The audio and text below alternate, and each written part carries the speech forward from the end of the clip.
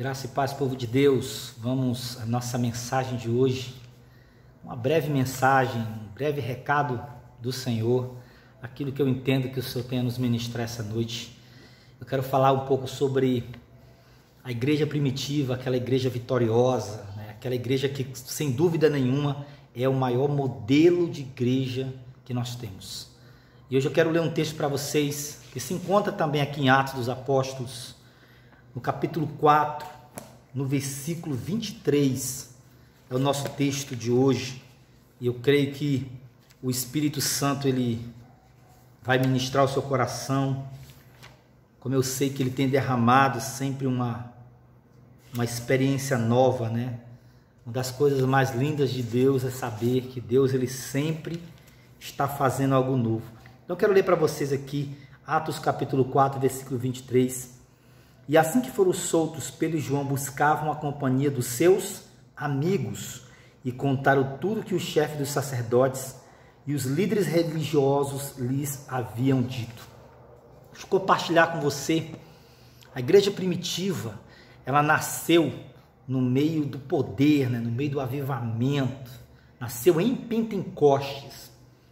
Mas o crescimento daquela igreja se deu nas experiências que aquela igreja foi vivendo. E isso nos faz entender uma coisa. A igreja primitiva nasceu em Pentecostes, mas ela não ficou presa a Pentecostes. Ou seja, ela nasceu no meio de uma experiência sobrenatural, poderosa, mas ela não ficou estagnada àquela experiência. Pelo contrário, os discípulos, eles obedeceram, eles foram levar o evangelho. Então, essa noite eu quero dizer para você que o Espírito Santo, ele quer dar isso a nós. Deus não nos quer presos a uma experiência do passado, por mais maravilhosa que tenha sido. Você pode ter tido uma experiência com o Espírito Santo maravilhosa, linda, nova, mas você não pode ficar preso a ela. Então essa igreja, ela não ficou presa. O que deu a essa igreja lastro, testemunho, foi o quê? Foi o ide de Jesus, foi a vida prática do evangelho. E uma coisa que eu acho muito linda, assim, na forma como Deus trabalha nas nossas vidas, a sequência dos eventos. A nossa vida espiritual, ela não é construída em cima de uma experiência isolada. Pelo contrário, são constantes experiências que nós vamos tendo, que vão formando o caráter de Jesus em nós. Então aquela igreja, ela viveu isso. Os apóstolos, nós observamos o texto que nós lemos aqui, que Pedro e João estavam saindo da prisão e eles estavam muito felizes, empolgados, motivados para dar os testemunhos, compartilhar aquilo que Deus tinha dado a eles. Então eu quero também fazer isso, compartilhar com você alguns pontos que Deus colocou no meu coração quando eu estava lendo essa passagem. E nós vamos ler alguns textos também, porque eu creio que somam aquilo que nós queremos falar. A importância dos amigos. Nós lemos agora que assim que eles saíram da prisão, eles foram falar com seus amigos, a Bíblia diz. Para quê, irmãos? Para testemunhar. Quando nós temos um amigo, o que nós queremos? Nós queremos compartilhar as coisas boas. Não foi diferente com esses discípulos. E essa palavra amigo parece algo que está, é raro hoje, está em extinção. Nós temos conhecidos, nós temos colegas, mas os amigos são raros. Apesar do advento da rede social, da gente se falar por internet, as distâncias, se tornaram menores através da internet, mas os amigos, as pessoas em quem realmente nós podemos confiar e as pessoas a quem nós podemos compartilhar nossas experiências, não são muitas. E Jesus fala ali no capítulo 15, no versículo 16 de João, que eu já não vos chamo servos, porque o servo não sabe o que faz seu senhor. Eu tenho-vos chamado de amigos. Então os discípulos, Pedro e João, voltaram ali radiantes, empolgados, motivados, felizes por aquela experiência que eles tiveram. E eles queriam compartilhar com os seus amigos. Eu não sei se hoje você tem amigos, mas eu quero falar para você que você tem um amigo. E o nome dele é Espírito Santo de Deus. Ele nunca te abandona, ele nunca te deixa. Ele é teu ombro amigo, ele tem ouvidos para te ouvir. E ele quer que você compartilhe suas experiências com ele. Amém? Um outro ponto importante as parcerias de oração. Nós vamos ler no mesmo capítulo aqui, capítulo 4, a partir do verso 24. Olha o que ele vai dizer. Ao ouvirem esse relato, os irmãos, unânime, elevaram a voz a Deus e exclamaram: ó Deus Todo-Poderoso, Senhor, tu que fizeste o céu e a terra, o mar e tudo o que nele existe. Olha que coisa tremenda.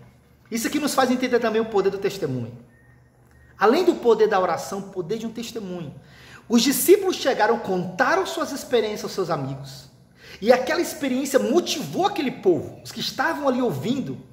E a Bíblia diz que eles, cheios do poder de Deus, cheios do Espírito Santo, se reuniram e começaram a levantar a voz de oração. E queridos, eu quero falar para você, você que tem experiência de oração, você sabe o quanto a vida de oração ela é poderosa. E eu quero falar para você, não abdique das suas experiências com Deus, não abra mão da sua vida de oração. Os discípulos estavam ali, sabe, cheios de alegria, cheios de júbilo. Eles estavam tendo as primeiras experiências deles com Deus, as experiências de evangelismos. Foram presos e estavam felizes com isso. E foram orar, queridos, foram clamar pelo poder de Deus, para que Deus continuasse acrescentando àquela igreja o crescimento. Eu quero falar para você, não pare de orar. Não aposente a sua vida de oração. Não engavete a sua vida de oração. Pelo contrário, alimente, faça como esses homens. Eles buscaram essa experiência, eles continuaram orando.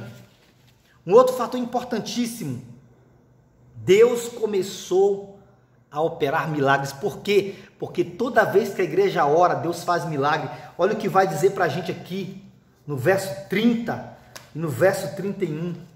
E estende a tua mão para curar, realizar sinais e maravilhas por meio do teu nome, ao teu santo servo Jesus.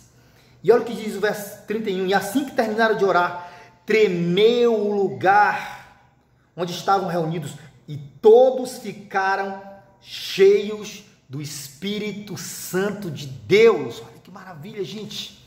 A igreja estava orando. E, gente, pela mão dos apóstolos, Deus estava fazendo maravilhas, coisas extraordinárias, pessoas sendo curadas, pessoas sendo libertas.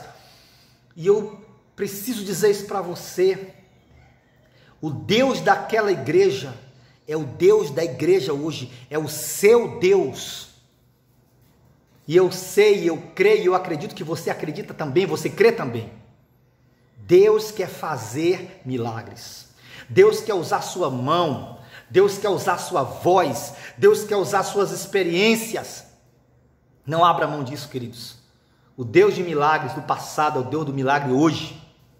E o Senhor, Ele quer fazer isso com a igreja.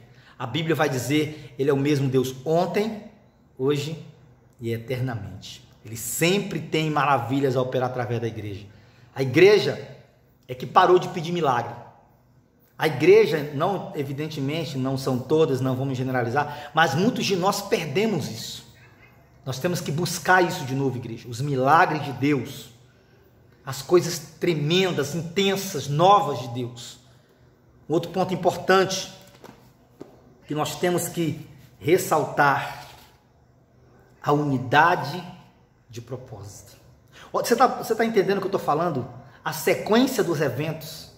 A nossa vida, ela é construída pela sequência de eventos, de experiências que nós vivemos. Não é uma experiência isolada que forma o nosso caráter cristão. A sequência de eventos, olha o que diz o verso 32. E da multidão dos que creram, era um só o sentimento e a maneira de pensar.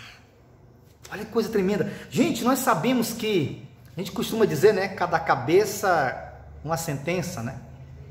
Se nós tivermos duas pessoas num lugar, provavelmente nós teremos 2 pontos de vista. Se nós tivermos 6 pessoas no lugar, provavelmente teremos 6 pontos de vista diferentes.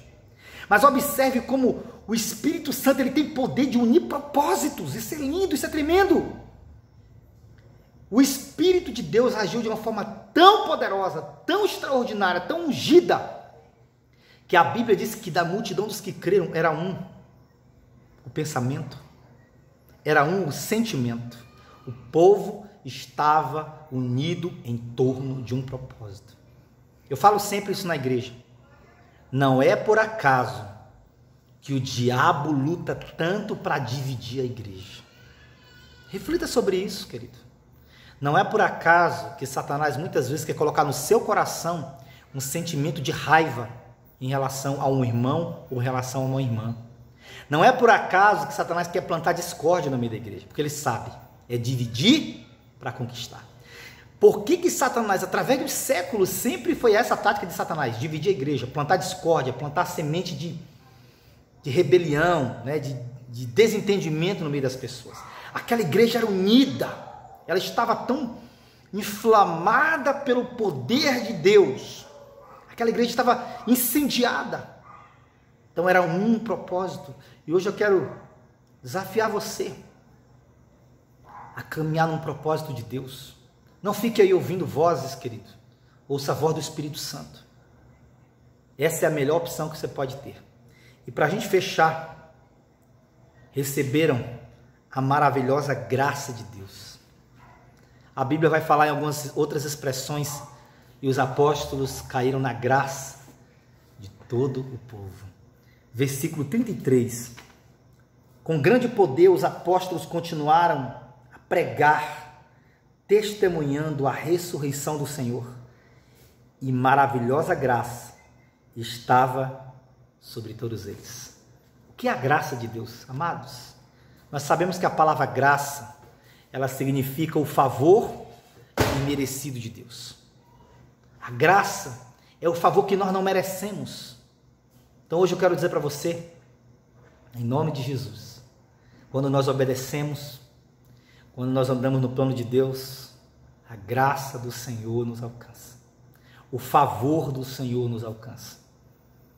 E não tem coisa melhor do que cair na graça de Deus. Eu quero encerrar esse tempo aqui, mais uma vez orando pela sua vida, te abençoando. Pai, eu quero orar pela vida desse homem e dessa mulher, que nesse momento, meu Deus, está assistindo esse vídeo. Que o teu Espírito visite de uma forma tremenda, poderosa, especial. Nos quebranta, Pai, e nos capacita a andar no centro da tua vontade. No nome de Jesus.